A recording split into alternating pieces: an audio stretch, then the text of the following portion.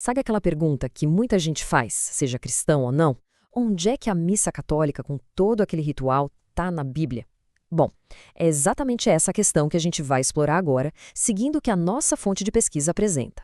Para começar essa investigação, a análise vai direto no ponto central, sabe, no coração da missa, aquilo que é a base de tudo, a Eucaristia. E para isso, a gente volta lá no Evangelho de João, capítulo 6. É ali que Jesus diz algo que, olha, causou um verdadeiro alvoroço entre quem o seguia. E aqui está um ponto-chave que a fonte ressalta. Quando o pessoal ficou confuso, sem entender direito, Jesus não falou: calma, gente, é só uma metáfora. Pelo contrário, ele dobrou a aposta. A linguagem aqui fica tão explícita, tão literal, que para muitos dos discípulos aquilo foi o limite. Foi a gota d'água, sabe? E foi nesse momento que muitos simplesmente viraram as costas e foram embora. E olha que detalhe interessante. A fonte aponta que a palavra grega original usada ali para comer não é uma palavra qualquer. É trogon. E trogon não significa só comer. É mais como mastigar, roer, uma ação bem física, bem concreta.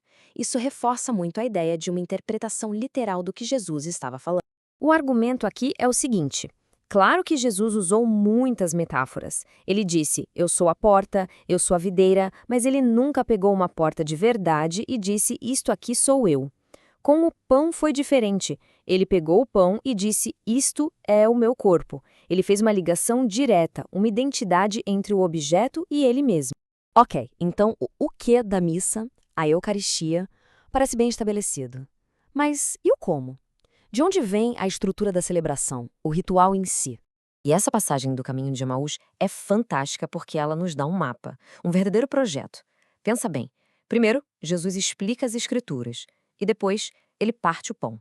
A gente vê claramente uma estrutura de duas partes, né? É exatamente o que se tornaria um modelo do culto cristão. Primeiro, a liturgia da palavra e logo em seguida, a liturgia da Eucaristia. Certo, mas será que isso foi só um evento isolado ou virou um padrão? Pois é, a fonte argumenta que essa estrutura não foi algo inventado séculos depois. Na verdade, a gente vê isso sendo praticado desde o comecinho da igreja. É só olhar, por exemplo, para a carta de São Paulo aos Coríntios. Ele não está ensinando um rito novo. Ele está, na verdade, corrigindo a comunidade, que já celebrava a ceia do Senhor, mas estava fazendo do jeito errado. Ou seja, o rito já existia. E a advertência dele é pesada. Ele fala que quem come e bebe sem discernir o corpo está trazendo juízo para si mesmo. Isso mostra que a crença na presença real de Cristo ali não era uma coisinha opcional, um detalhe. Era algo absolutamente central e fundamental para a fé desde o princípio. E essa linha do tempo ajuda a gente a colocar as coisas em perspectiva. Olha só a proximidade entre a morte do último apóstolo, São João, e a primeira descrição detalhada que temos da liturgia cristã com São Justino Mártir se passaram, o quê? Uns 50 anos. É muito pouco tempo, basicamente uma geração. E o mais impressionante é o que São Justino descreve. Ele está explicando para o imperador romano o que os cristãos faziam. E a estrutura é incrivelmente familiar.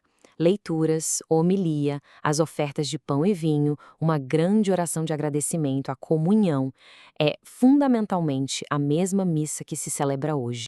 E tudo isso nos leva a um último argumento, que é genial, porque ele meio que vira a pergunta inicial de cabeça para baixo. A fonte sugere o seguinte: e se a gente estiver fazendo a pergunta errada? A ideia de ter uma Bíblia em casa para ler sozinho é algo bem recente na história. Na maior parte do tempo, a Bíblia não era um livro para ser lido individualmente, mas sim para ser ouvido, proclamado, dentro da celebração da comunidade. Para se ter uma ideia, quem vai à missa todos os dias ao longo de um ciclo de 3 anos ouve leituras de quase a Bíblia inteira. Isso mostra o quanto as duas coisas, a Bíblia e a liturgia, foram feitas para andar juntas. Então, a grande virada que a fonte propõe é essa. Talvez a questão não seja onde está a missa na Bíblia, mas sim onde a Bíblia faz mais sentido. E a resposta seria dentro da missa. É como se a Bíblia fosse a partitura e a liturgia fosse a orquestra tocando a música. Isso deixa a gente com um pensamento final para refletir, não é? E se a Bíblia não foi escrita apenas para ser um livro, mas sim o roteiro da maior história de todas, celebrada na liturgia?